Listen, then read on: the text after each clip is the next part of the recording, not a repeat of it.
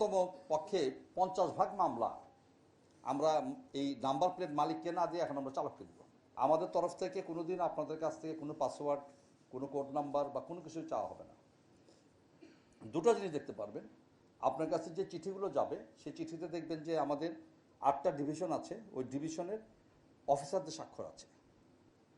আর 2 number জিনিস হচ্ছে যে আমাদের যে ট্রাফিক টেকনিক্যাল ইউনিট, আমরা TTU বলি, আমাদের অফিসের কারো স্বাক্ষর থাকবে।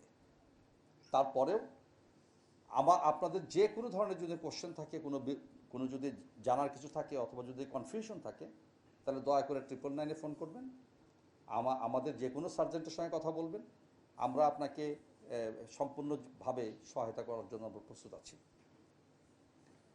আর একটা জিনিস মেসেজ আপনাকে দিবেন, সেটা হচ্ছে যে আমরা খুব শীঘ্রই একটা অভিযান চালু করব। সেটা হচ্ছে যে আপনি যে নাম্বার প্লেটটা ব্যবহার করছেন এটা অনেক ক্ষেত্রে অস্পষ্ট, অনেক ক্ষেত্রে এটা ভেঙে গিয়েছে, অনেক ক্ষেত্রে এটা কোনো কিছু বোঝা যায় না। তখন হয় কি, AI ওই নাম্বার প্লেটটা শনাক্ত করতে পারে না। তো এইটার বিরুদ্ধে আমরা অভিযান পরিচালনা করবো, আপনাদেরকে এটা ঠিক করে ফেলতে হবে। এটা আইনেও আছে এবং এটা আপনি করতে বাধ্য। আমি একটু শেষ করি, তাহলে হয়তো হয়ে যাবে। এটা আপনি করতে বাধ্য। এটা আমরা সময় দিয়েছি, প্রায় 15-20 দিন হয়েছে আমরা এই অভিযানটা চালু করব।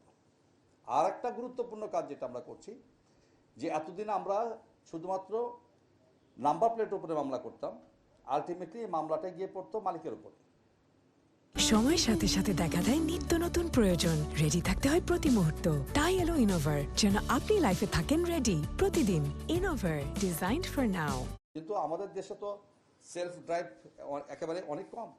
তো গাড়িটা চালায় হচ্ছে চালক। এখন এই চালকের দেখা যাচ্ছে সে ধরাছোঁয়ার বাইরে থাকে, তার কিছু হয় না। আমরা যেটা চেষ্টা করছি যে ন্যূনতম পক্ষে 50% মামলা আমরা এই নাম্বার প্লেট মালিককে না দিয়ে এখন আমরা চালককে দেব। এবং চালকের দিলে 2 ধরনের ঘটনা ঘটবে। একটা হচ্ছে তাকে তো জরিমানার টাকা দিতে হবে, আর একই সঙ্গে ডিমেরিটস পদ্ধতিতে তার ড্রাইভিং লাইসেন্স থেকে পয়েন্ট কাটা যাবে। তো এই পয়েন্ট যদি আমরা কাটতে না পারি, পয়েন্ট কাটা যদি না যায়, তারাও একটা মহৎ পেশায় আছে, ঠিক আছে, কিন্তু এই অভিজ্ঞতা আমাদের নাই যে ড্রাইভিং লাইসেন্স ইনট্যাক্ট থাকার জিনিস না, এটা পারফরমেন্স বেসড। তাহলে ভবিষ্যতে হবে কি, আপনি যখন আপনার প্রতিষ্ঠানে একজন চালক খুঁজবেন, তখন নিশ্চিতভাবে আপনি একটু ভেরিফাই করার চেষ্টা করবেন যে ওর পয়েন্ট কত আছে, আসলে ড্রাইভিং লাইসেন্সের পয়েন্ট কত। যে ছেলেটা 12 পয়েন্ট নিয়ে বসে আছে আর যে ছেলেটা 7 পয়েন্ট নিয়ে বসে আছে বা 5 পয়েন্ট নিয়ে বসে আছে, 4 পয়েন্ট নিয়ে বসে আছে, নিশ্চয়ই তাদের বেতন সমান হওয়া উচিত না।